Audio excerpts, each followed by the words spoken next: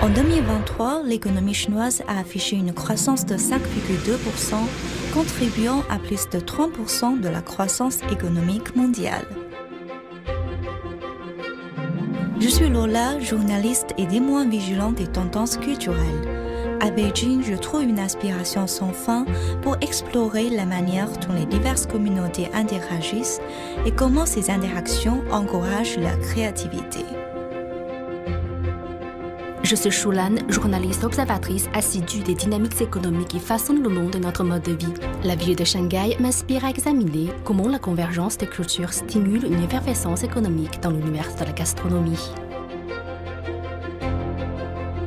Nous passerons une journée avec 3 Français dans ces 2 villes pour découvrir leur travail et leur vie. On a des enseignants, j'ai l'amitié qu'on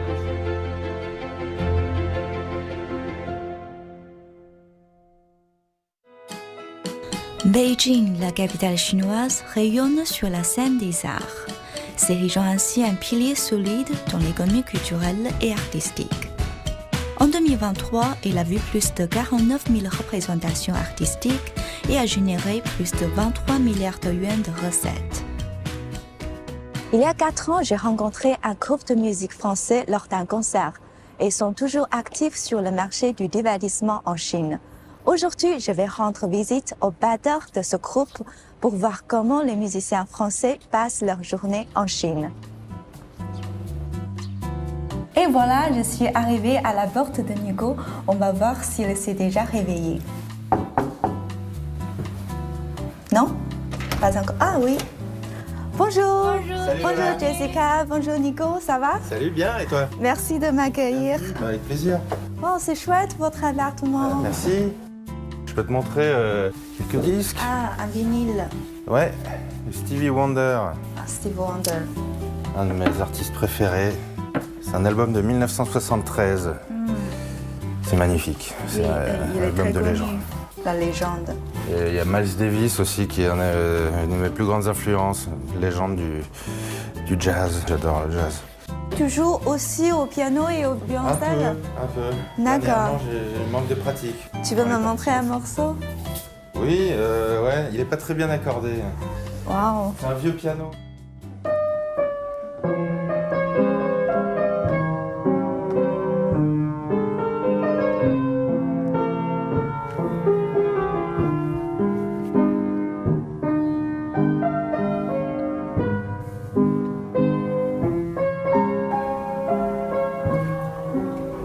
Tiens, Merci. la tasse de Toulon.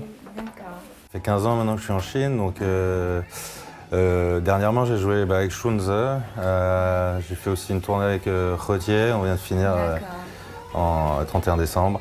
J'ai collaboré avec Liu Deroy sur un film. Et pourquoi tu as choisi de rester en Chine pendant si longtemps? Ah bah d'abord j'adore la Chine et à cause d'elle, grâce à elle. Alors, parlez-moi un peu de votre histoire d'amour. Ça m'intéresse. Ouais, bah on s'est rencontrés il y a 6 ans. Voilà, on est mariés depuis 2 ans. Voilà. 有一次，飞航班去罗马，然后他正好在法国，然后他就从法国过来找我，然后我说你别来了，我待的时间特别短，然后他还是来了。Ah, 好浪漫, romantique. Ouais. romantique. Romantique. C'était ouais, le début de notre relation. Ouais. Du coup, c'est quoi le programme aujourd'hui? Oui, d'ailleurs, il va falloir y aller. J'ai une répétition avec le théâtre. D'accord, on y va alors. Allez, on y va. Allez, allons-y.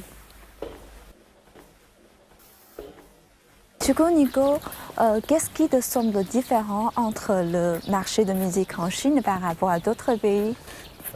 Si je compare avec la France, le marché de la musique en Chine, ça n'a rien à voir. On est en termes de taille. Donc le nombre de spectateurs qu'on peut atteindre en Chine est quand même bien supérieur. Ouais. Le potentiel, avec l'évolution du pouvoir d'achat, les gens ont plus de moyens pour consommer de la culture, si je puis dire. Donc aller voir des spectacles, je pense que les gens ont de plus en plus envie d'expériences culturelles. Il y a aussi beaucoup de stades, beaucoup de concerts. Ouais, donc comme c'est un grand pays aussi, Il y a énormément de villes, c'est très facile d'accès en plus parce que le réseau de transport facilite beaucoup les déplacements entre les villes et faire des tournées en Chine, ça facilite l'organisation. La vie est assez pratique. Bon, on a besoin de quelque chose, on peut l'avoir le lendemain. Enfin, tout se passe dans 30 minutes. Mais ouais. Oui, pour ce qui est du Waimai. Mais... En dehors de la musique, est-ce qu'il y a d'autres éléments culturels qui t'attirent en Chine? En Chine, il y a, oui, je dois dire, l'art culinaire. Dans chaque région a ses particularités, même chaque ville a de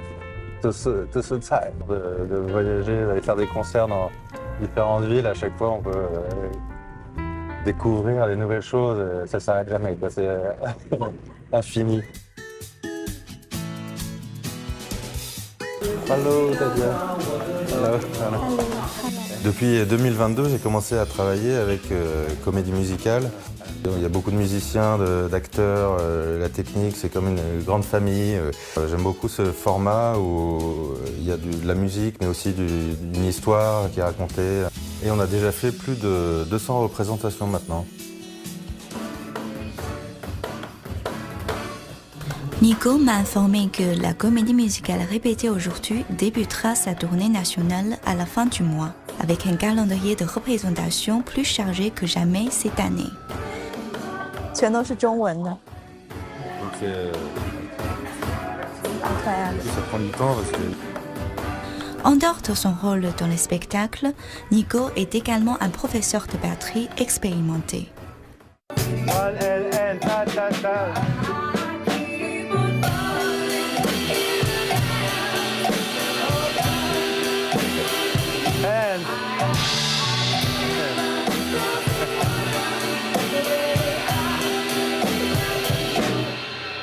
Okay, don't rush the last one. Hey, that's much better. You practice that pattern here. There was just this, the first feel here. A bit shaky. Can you do that a bit? Yeah, cleaner. Aim for the center. You know. Yeah. Try play the whole line with the.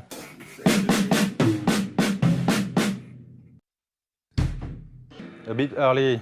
Donc voilà, ça c'est les bouquins de morceaux pour les examens. Donc l'élève Bawardi qui vient de voir, il prépare le niveau 2 donc du Trinity College. En fait, depuis quelle année tu as commencé à pratiquer la musique, les instruments? Depuis... J'avais 8 ans quand j'ai eu ma première batterie. Avant ça, je jouais sur des casseroles. Mes parents en ont eu marre, donc ils m'ont acheté une batterie. Et donc j'ai commencé à prendre des cours dès l'âge de 9 ans, je crois. Et tu as eu au total combien d'élèves en Chine? En Chine, j'ai dû avoir un peu plus de 100 élèves entre ici et avant, je travaillais au Xiandai Yue Xueyuan. D'accord. Et ça ne t'embête pas d'en avoir une autre qui a surtout un peu de talent? Qui ça? Toi? C'est vrai? Ah bah non, pas du tout. Merci beaucoup. On essaye? Allez. Ok, alors on va commencer par jouer le charlet en croche. D'accord. Et ensuite rajouter la grosse caisse sur 1 et 3 et la caisse claire sur 2 et 4. Ouais. Ok. Donc on commence par le charlet déjà. D'accord. 1 et 2 et 3 et 4 et 1 et 2 et 3 et 4. 1 et 4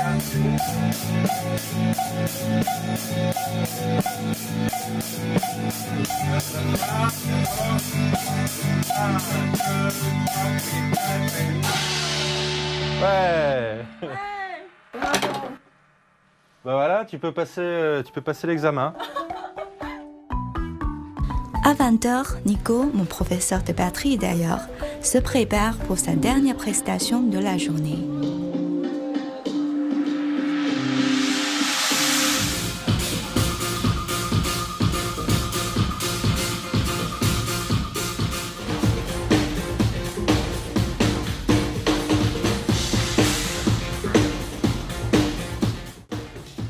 Depuis mon arrivée en Chine, en 2009, j'ai été émerveillé par la richesse et la vitalité culturelle locale.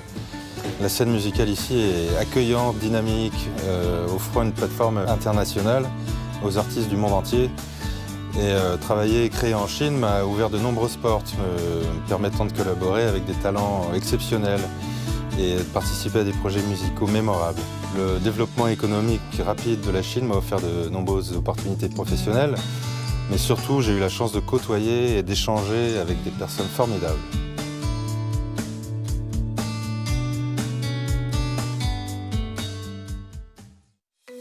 Shanghai, surnommée la perle de l'Orient, se distingue au sein de la diversité culturelle par son paysage urbain et par son rôle central dans l'économie chinoise. La scène culinaire de Shanghai est riche de plus de 130 000 restaurants fin 2023, dont plus de 9 000 représentent 50 pays différents. L'école du Cordon Bleu est reconnue comme le berceau des grands chefs étoilés. Et j'ai la chance de passer une journée avec son directeur des arts culinaires du campus de Shanghai, chef Philippe Roux, qui est lui-même propriétaire d'un restaurant 2 étoiles à Paris et honoré meilleur ouvrier de France. Découvrons avec lui comment fonctionne ce métier du chef enseignant à cette école de renom de la cuisine française à Shanghai. Bonjour chef. Enchanté Lan, enchanté. Bienvenue à l'Institut de Cordon Bleu de Shanghai. Voilà, et puis on va être ensemble. Vous avez apporté votre petit déjeuner? Tous les matins, je prends un petit déjeuner chinois. Ce matin, j'ai pris la soupe de riz parce que si je mange des croissants ou des pains au chocolat, c'est trop riche. La cuisine chinoise est beaucoup plus naturelle et beaucoup plus légère. Donc toute la journée, je goûte des plats, voilà.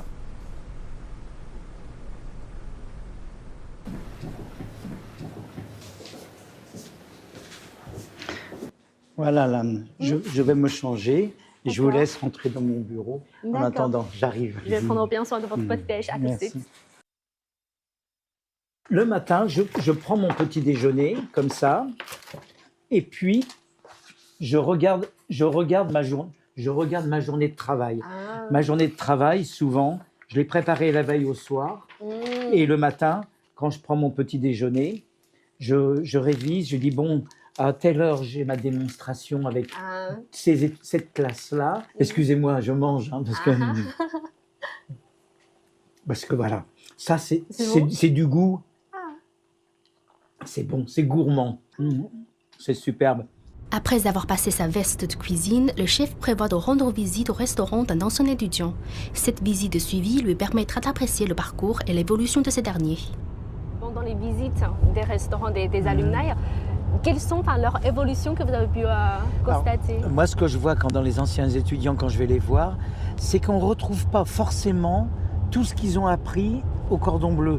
Mais ça a été transformé intelligemment avec la clientèle, avec la localité qu'ils ont et le goût de leurs clients.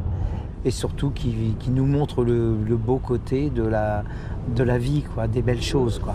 Pour écouter au chef pour pouvoir continuer de vivre dans ce plaisir de la belle vie. Il faut regarder que les belles choses, il faut mettre les mauvaises choses de côté. Si vous écoutez la télévision ou la radio ou les journalistes, c'est toujours catastrophe. C'est Mais la vie continue en fait. Et la vie continue, je l'ai vu pendant Chinese New Year, je suis allé en France à plusieurs endroits, partout il y a la vie. Comme à Shanghai, les restaurants marchent bien. Vous allez voir, quand on va aller dans les centres commerciaux, les gens achètent, les gens vivent. Et c'est ça, et c'est superbe. Et comme dans votre jardin, comme les oliviers, ils poussent en fait. Les oliviers, ils poussent. J'ai des poireaux qui poussent dans le jardin sauvage, comme ça, des asperges. Et voilà. Et la ville reste animée. La vie reste florissante.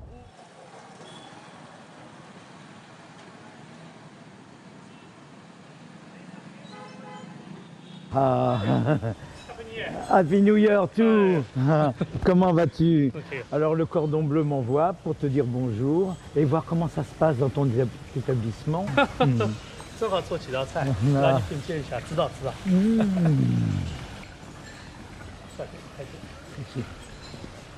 之前孟非介绍过您，您是一位建筑设计师。对对。来到蓝带学习属于是一个跨界了，怎么想到来进行这样一次跨界？我说的是这样，我是一个建筑，然后餐饮呢是一个艺术，加上一个烹饪的技术，融合这个一个展示给这个至臻的贵宾的一种享受。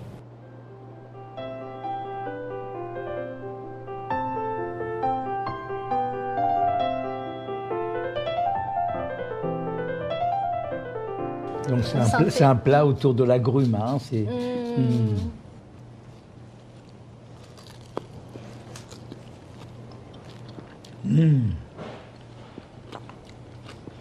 Oui, il y a une dominance d'orange et le citron vient rafraîchir. C'est très bien. Moi, c'est un petit peu acidulé quand même. Hein.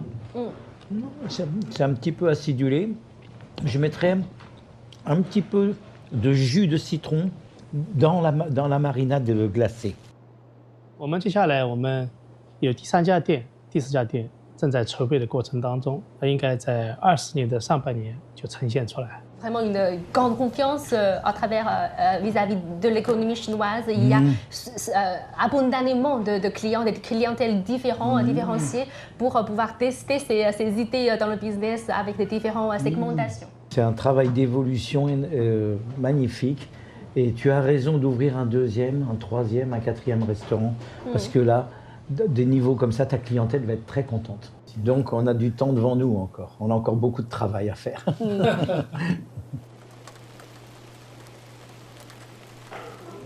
Alors le chef va bientôt commencer son cours de démo et je vais rentrer dans la salle et assister à son cours avec ses étudiants pour voir comment se déroule ce cours à l'école.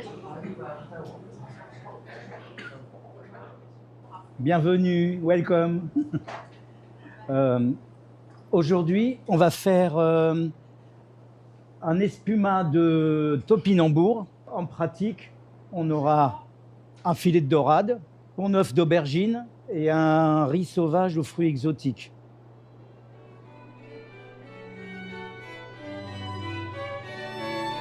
Donc, première chose, moussine de topinambour dans les pommes de terre. Ce travail toujours chaude, jamais froide. Vous émulsionnez avec un peu d'huile d'olive. Je vais quand même graisser mon papier pour pas qu'il y ait de croûte dessus. Tous vos fumées de poisson, 20 minutes de cuisson maximum.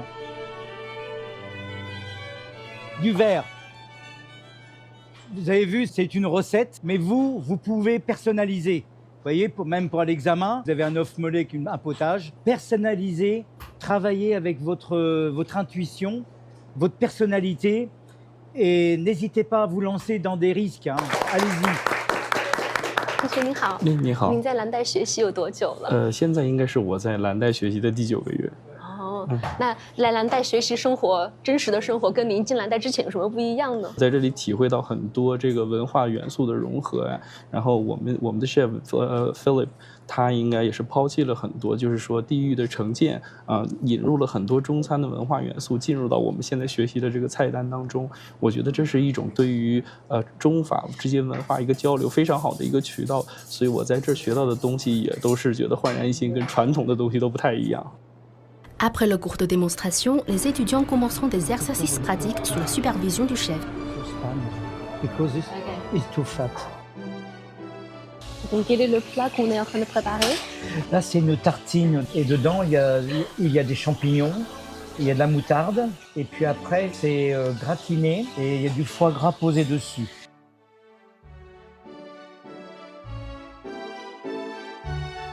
Ça, c'est un petit peu trop gros. Hein. Il faut que le client mange. Hein. C'est dur à manger.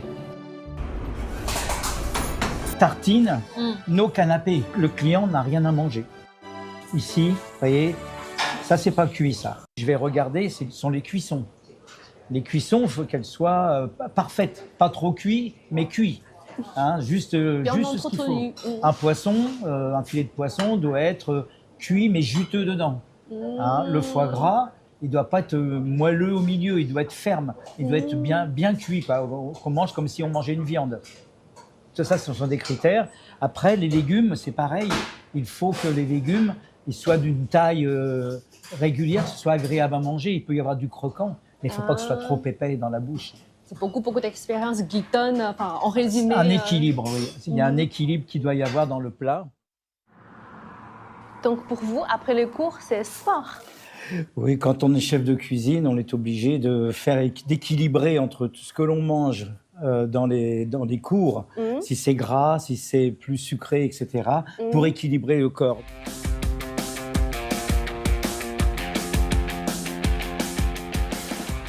J'aime bien venir à la salle de sport aussi, parce que des fois, on voit des très jolies filles qui font... Ça donne de la motivation. Ça donne de la motivation. Pendant ce temps-là, C'est pas trop, j'ai pas besoin de réfléchir quand je suis sur les machines. Et de prendre un peu de distance, de ne plus voir les assiettes et les ustensiles de la Oui. cuisine et de penser à autre chose. De penser à autre chose.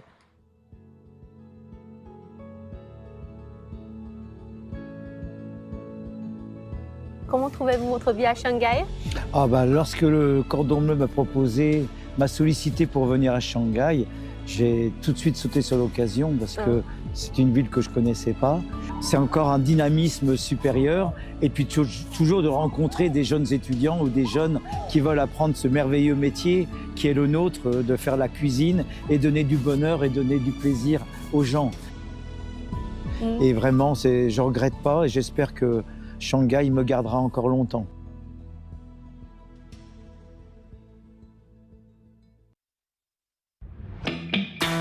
Aujourd'hui, je vais rencontrer Franck. Il est professeur au lycée français et est un vrai amateur de la culture chinoise.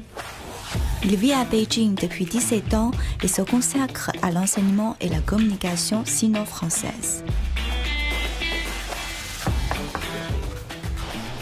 Bonjour Franck. Bonjour Lola, bienvenue à la maison. Merci de m'accueillir. Avec plaisir. Vas-y, rentre. Votre appartement est bien joli. Vas-y, je vais te proposer de boire un café. Assis-toi sur Merci beaucoup. le canapé si tu veux.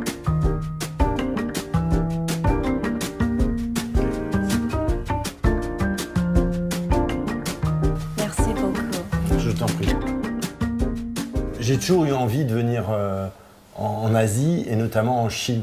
Je suis arrivé, j'étais très content. Pour moi, c'est une sorte d'aventure. J'ai la chance d'avoir du temps, des vacances. J'ai parcouru la Chine vraiment pendant 4-5 ans. Les 4-5 premières années, je partais dans le Yunnan, dans le Sichuan, dans le Zhejiang.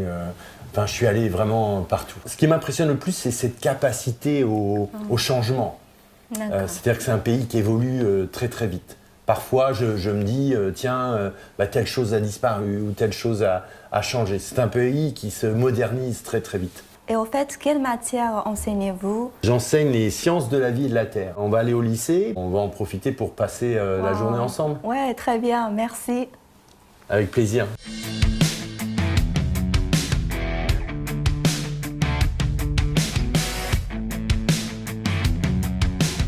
C'est immense le campus, c'est impressionnant. C'est important pour les ressortissants français qui vivent ici d'avoir une école pour leurs enfants. Et c'est important pour l'économie. On a des grandes entreprises qui sont là et si on n'avait pas d'école, eh bien, les gens qui viennent travailler de France ne pourraient pas scolariser leurs enfants. Donc l'éducation, ça joue un rôle très très important. C'est vraiment au centre de la communauté étrangère dans un pays. D'accord, c'est une perspective très intéressante que vous avez partagée. Mais quels sont les facteurs, selon vous, qui motivent les Français de choisir la Chine comme lieu de résidence? C'est multiple, hein. Il y a des ingénieurs qui viennent, des salariés qui viennent travailler dans les grandes entreprises. Hein. On a des entreprises françaises qui sont ici. On a aussi des fonctionnaires, on a des enseignants pour les écoles, on a aussi des gens qui viennent former des entreprises. Il y a énormément de Français en Chine.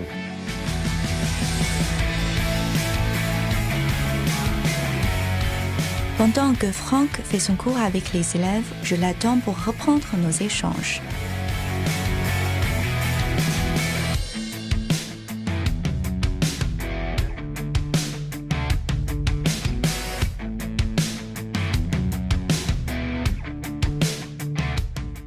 Est-ce que les enfants ont aussi des cours de chinois?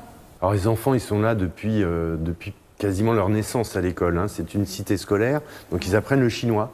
Effectivement, ils peuvent même faire du chinois en section internationale avec plus d'heures par semaine, jusqu'à l'examen. D'accord.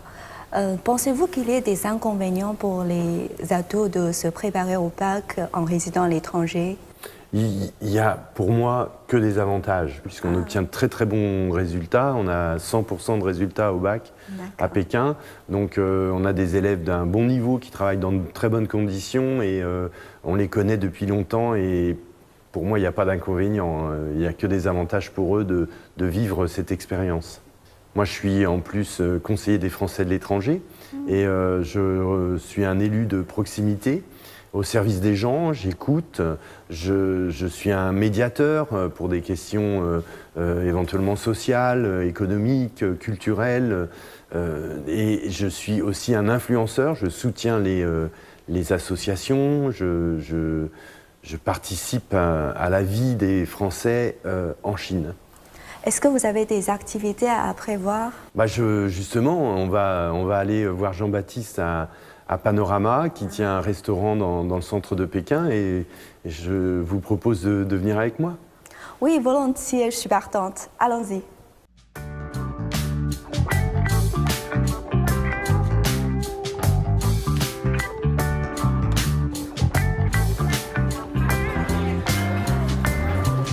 Hello. Salut, ça va bien? Ouais. Alors je te présente Lola.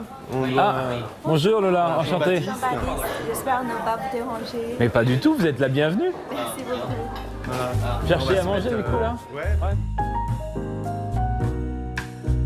Alors comment ça se passe Jean-Baptiste? Bah écoute, ça va, on fait avec, ça se relève petit à petit là, ouais. Ça va? Ah ouais? Ah oui, t'as un peu plus de monde, le nouvel an là, ça n'a pas été trop dur? Bah le nouvel an, on a fermé quelques jours. Ouais. Les gens ont voulu rentrer chez eux, mais sinon on sent que ça reprend. Le beau temps revient, la confiance petit à petit reprend, donc ouais, c'est bien. Et justement, j'ai entendu dire que votre restaurant a été ouvert pendant la pandémie. Pourquoi avez-vous fait ce choix? Aviez-vous de la confiance en Chine? J'étais persuadé qu'on était dans le cœur de Sanlitun, donc le cœur de la ville de Pékin, où il y a beaucoup de jeunes qui de toute façon vont continuer à sortir. Il y a beaucoup de gens qui vont de toute façon, après le Covid, petit à petit revenir dans les endroits populaires. Je me suis lancé avec ce restaurant. La Chine, c'est un grand marché avec des grandes ressources. Les opportunités, elles sont là. Le marché est grand. La Chine a des ressources. En 20 ans, je l'ai vu, moi, personnellement. Des moments difficiles, ils savent comment retourner la situation. Je ne sais pas ce que tu en penses. Moi, je te rejoins complètement. Ce qui m'a toujours plu en Chine, c'est un pays qui est capable de s'adapter très vite et de changer très vite, d'évoluer très vite. Les choses changent, c'est un pays qui se modernise. Ça reste quand même la deuxième puissance mondiale, faut pas l'oublier. Et je pense que par rapport aux relations qu'on peut avoir avec ce pays-là, tu en es un bel exemple. Ça fait 20 ans que tu es là, tu réussis quand même pas mal par rapport à ce que tu fais. Résilience. Ouais. Mais je pense que nos relations, elles sont incontournables et indispensables. Cette année, c'est les 60 ans. Voilà, c'est les 60 ans de l'amitié franco-chinoise. Ouais. J'espère que ça va pouvoir nous apporter un petit peu d'échange dans la restauration ou autre. Ça va Lola, c'est bon?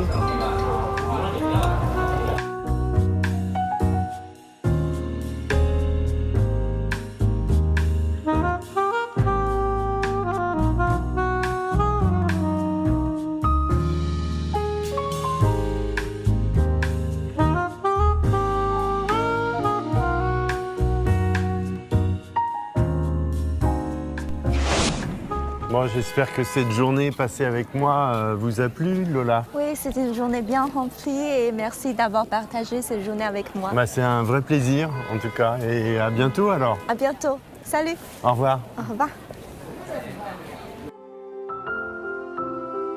En tant qu'enseignant et représentant des Français de l'étranger, j'ai eu beaucoup de chance d'accompagner de nombreux compatriotes dans leur parcours en Chine.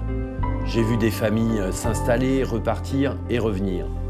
On a beaucoup à apprendre et pour les Français ici, je pense que c'est une expérience riche et inoubliable. Pour de multiples raisons, familiales, professionnelles et humaines, je resterai à jamais marqué par mon passage ici.